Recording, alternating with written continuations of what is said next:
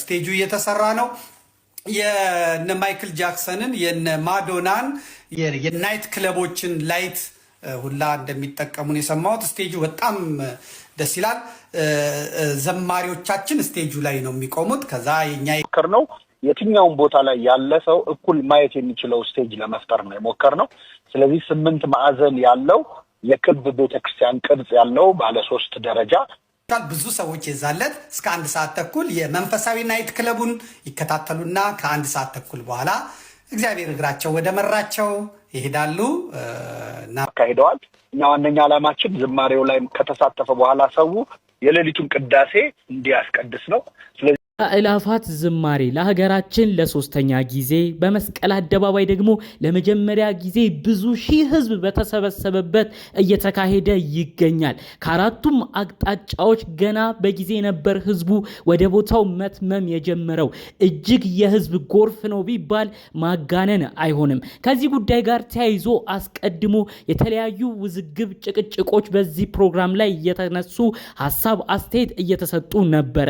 የፕሮግራሙ ዋና አስተባባሪ ዋና አዘጋጅ የሆነው ዲያቆን ሄኖክ ስለ ፕሮግራሙ የተለያዩ መልእክቶቹን አስተላልፎ ነበር። አስቀድሞ ከዚህ ጉዳይ ጋር ተያይዞ ነው እንግዲህ ዘመድኩን በቀለ ይህ ነገር መደረግ የለበትም፣ የዚህ ልጅ ዓላማ መታወቅ አለበት፣ በተለያዩ ቦታዎች ደግሞ የተለያዩ ክርስቲያን ወገኖቻችን እያለቁ ህዝቡ ነጭ አስለብሶ ህዝቡ በአደባባይ ሆኖ እንዲዘምር የሚፈልገው ለምንድን ነው? ከዚህ ጀርባ ይሄ ልጅ ብዙ ተልኮ አለው በማለት ብዙ ነገር ዲያቆን ሄኖክን ሲናገር ነበር። ከዚህ ጉዳይ ጋር ተያይዞ ታዲያ ብዙዎች ለዘመድኩን ምላሽ በመሰለ መልኩ የገና ልደት እኮ ምስጋና የሚቀርብበት ነው፣ ለሁላችንም ደስታ ነው፣ ለምንድን ነው በዚህ ያህል ደረጃ ወንድምህ ላይ የማይሆን ተግባር የምትናገረው? የማይሆን ድርጊትና ቃላቶችን እያወጣህስ ለምን ልጁን ባለበት ቦታ ተኮንነዋል በማለት ብዙዎች ሲናገሩ ዘመድኩንን ሲወቅሱ ተመልክተናል።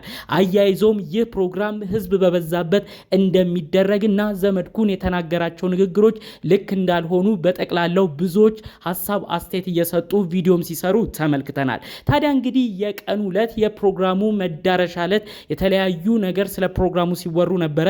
በቪዲዮ መግቢያም ተመልክታችሁታል ብዬ አስባለሁኝ። እንግዲህ 2 ነጥብ አነጋጋሪ የሆነ ነገር ነው የተሰማው።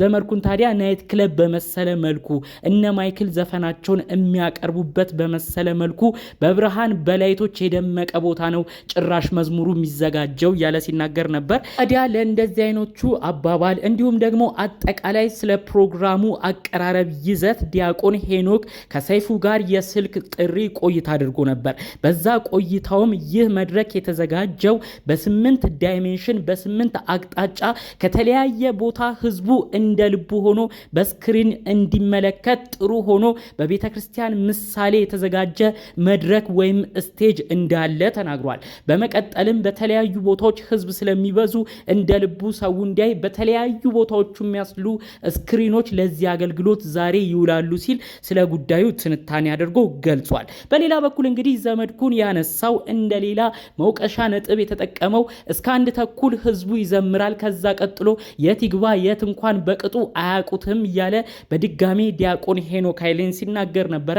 ታዲያ ለዚህም መልስ ምት የሚሆን አይነት ነገር ነው እንግዲህ ዲያቆን ሄኖክ ከሰይፉ ጋር ባደረገው ቆይታ ምእመኑ፣ ወጣቱ፣ አጠቃላይ ህዝቡ በዛ ፕሮግራም ተገኝቶ ከዘመረ ፈጣሪውን ካመሰገነ በኋላ ከ1 ተኩል በኋላ ወደ ቅዳሴ እንደሚያመራ ህዝቡ ወደ ቤተክርስቲያን ሄዶ የጌታ ልደት በጌታ ቤት እንዲያከብርም ጭምር ዲያቆን ሄኖክ በደንብ አጽንኦት ሰጥቶ ነው ይህንን ጉዳይ የተናገረው ማለት ነው።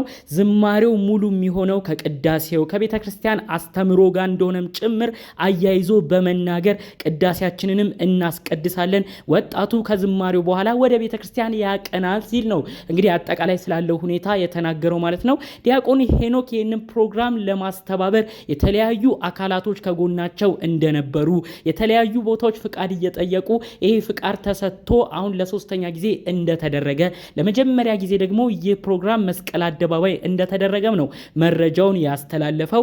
ይህ ፕሮግራም በተለይ በጃንደረባው በነዲያቆን ሄኖክ የሚዘጋጀው አዲስ አበባና ድሬዳዋ እንዳለም ጭምር ገልጾ ተናግሯል። ከዛ ውጪ በተለያዩ ቤተክርስቲያኖችም ይህ ፕሮግራም እንግዲህ ይካሄዳል። ዋናው ግን በዲያቆን ሄኖክ የሚመራው አዲስ አበባና ድሬዳዋ ያለው እንደሆነ ነው እንግዲህ በደንብ አጽንኦ ሰጥቶ ገልጾ የተናገረው።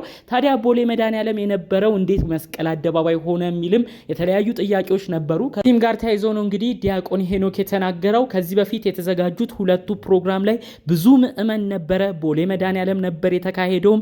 ብዙ ምዕመንም ከቤተ ክርስቲያን ውጪ ሆኖ ነበር ሲከታተል የነበረው። ስለዚህ ይህንን ጉዳይ ለመፍታት ብዙ ምዕመንም በአንዴ ሁሉም ተሰብስቦ የሚመለከትበት የሚዘምርበት ነገር እንዲፈጠር ይህ ፕሮግራም መስቀል አደባባይ ለማድረግ ፈልገን ወስነን ይሄ እንዲደረግ አደረግን ብሎ ነው እንግዲህ የተናገረው ማለት ነው። ከዚህ በፊት ለነበሩት 2 ዓመታት መስቀል አደባባይ የተለያዩ ጥያቄዎችን ጠይቀው ነበር። ነገር ግን ያልተሟሉ ቅድመ ሁኔታዎች ባለመኖራቸው ምክንያት እዛው ቤተክርስቲያን ውስጥ እንዲደረግ ሆኗል። ዘንድሮ ግን ያው ለየት ባለ መልኩ ቅድመ ሁኔታዎቹ የሚያስፈልጉት በተለይ መስቀል አደባባይ ፕሮግራም ለማዘጋጀት የሚያስፈልጉት ሂደቶች በጥሩ ሁኔታ ተሳክተው ስላለቁ የዘንድሮ በመስቀል አደባባይ ሆኗል። ብዙ ሺህ ህዝብም እንጠብቃለን ብሎ ነው እንግዲህ አስቀድሞ ሲናገር የነበረው ማለት ነው። የተለያዩ ምዕመንም ይህንን ፕሮግራም በማስቀጠል በተለያዩ የዓለም ሀገራቶች ላይም እየቀጠለ እንዳለም ጭምር ዲያቆን ሄኖክ ተናግሯል ማለት ነው። ይህ የአዲስ አበባው ፕሮግራም ከመዘጋጀቱ በፊት በውጭ ሀገራት በተለያዩ ሀገራቶች ይህ ፕሮግራም አስቀድሞ በነበሩ ቀናቶች የዘንድሮም እንደተካሄደ ተናግሯል። በዚህ ፕሮግራም ላይ የተለያዩ የዓለም ጋዜጠኞች የተለያዩ የዓለም የዜና አውታሮች ይህን ፕሮግራም እንደሚዘግቡት ለሀገራችንም ደግሞ ትልቅ ጥሩ ነገር እንደሆነም ጭምር ነው እንግዲህ ዲያቆን ሄኖክ አያይዞ የተናገረው። ከዚህ ጉዳይ ጋር ተያይዞ ታዲያ የከተማችን ፖሊስ የአዲስ አበባ ፖሊስ ይህ ፕሮግራም በሰላም እንዲጠናቀቅ አስቀድሞ መንገዱን በመዝጋት በመቀጠልም ምዕመኑ ካለው የሰላም ሁኔታ ጋር ተቀናጅቶ እንዲሰራ በማድረግ ለዚህ ፕሮግራም የተቻለውን በማድረግ እንግዲህ ሰላም ሰፍኖ ይህ ፕሮግራም እስኪጠናቀቅ ምዕመኑ በሰላም ወደ ቤቱ እስኪገባ ከተማችን ፖሊስ እንግዲህ የተለያዩ ርብርብና ዝግጅቶችን አስቀድሞ እንዳደረገም ጭምር ነው መረጃዎቹ የተሰማው። ታዲያ ለዚህ ዋነኛ ፕሮግራም የሚያስፈልገው የጸጥታ ሁኔታ መሆኑ ታውቆ መንግስትም ይህን ነገር ትኩረት በመስጠት ላደረገው የተለያዩ ነገሮች በፕሮግራሙ አዘጋጆችም ምስጋና እየተቸሩት ቆይተው ነበር ማለት ነው። አጠቃላዩ እንግዲህ በአላፋት ዘማሬ ፕሮግራም ላይ ወጣቱ ወደ ቤተክርስቲያኑ ወጣቱ ወደ መንፈሳዊ ህይወቱ እየተመለሰ ያለውን ነገር ነው የሚያሳየው። በተለይ ወጣቶች ከዚህ በፊት በዓላት ሲደርስ የዘፈን ኮንሰርቶችን ይገቡ ነበረ። የተለያዩ ፕሮግራሞች በተለያዩ ቦታዎች ይዘጋጁ ነበረ። ነገር ግን አንድ ትልቅ ሐሳብ ተኪዞ የተነሳው የጌታ ልደት መከበር ያለበት በጌታ ቤት ነው፣ በመንፈሳዊ ቦታ ነው መከበር ያለበት ተብሎ በፕሮግራሙ አዘጋጆች ዋና ሐሳብ በመነሳት እንግዲህ ይህ ፕሮግራም እንግዲህ ለ3ኛ ዓመት ሲደረግ ትልቅ ብዙ ህዝብ በተሰበሰበበት ታሪካዊ በሚባል ደረጃ ህዝቡን በእጥፍ በጨመረበት መልኩ ነው እንግዲህ ይህ ፕሮግራም እየተካሄደ የሚገኘው ማለት ነው። እንግዲህ ይህ ፎቶዎች፣ ቪዲዮዎች በተለያዩ ቦታዎች ይሰራጫሉ። ያን እንግዲህ የዓለማችን መነጋገሪያ ጉዳይም ይሆናል። የተለያዩ የዜና አውታሮችም እንግዲህ ይህንን በጥሩ ሁኔታ ይዘግቡታል ተብሎ ነው የሚጠበቀው። አጠቃላዩ እንግዲህ ይህን ፕሮግራም ላዘጋጁ ከዚህ ፕሮግራም ጎን በመቆምም ደግሞ ህዝቡ ለምስጋና እንዲቆም ከተለያዩ ቦታዎች ሰብሰብ ብሎ መንፈሳዊነቱን ፈጣሪውን አስቦ ይህን ፕሮግራም እንዲያሳልፍ ላደረጉ የተለያዩ አካላት ምስጋናችን እንዲደርሳቸው የእውነት ከልብ እንመኛለን። ይህ ፕሮግራም የተሳካ ለማድረግ ለፈቀዱ አካላት ይህን ፕሮግራም በሰላም እንዲጠናቀቅ ከህዝቡ ጎን በመቆም ጸጥታውን ላስከበሩ የከተማችን ፖሊሶች፣ የፖሊስ ኃይል የእውነት ከልብ ለሁሉም ምስጋና መመኘት እፈልጋለሁ። በመጨረሻ እንግዲህ የገናን በዓል በማስመልከት የጌታችን ልደት በዓልን በማስመልከት ለዛሬ ጠቅለል ባለመልኩ የአላፋት ዝማሬን የተመለከቱ መረጃዎች ነበር ያካፈልናችሁ።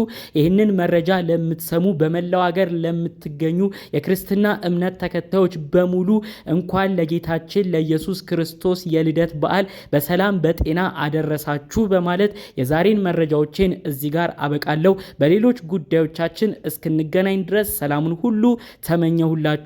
ሰላም።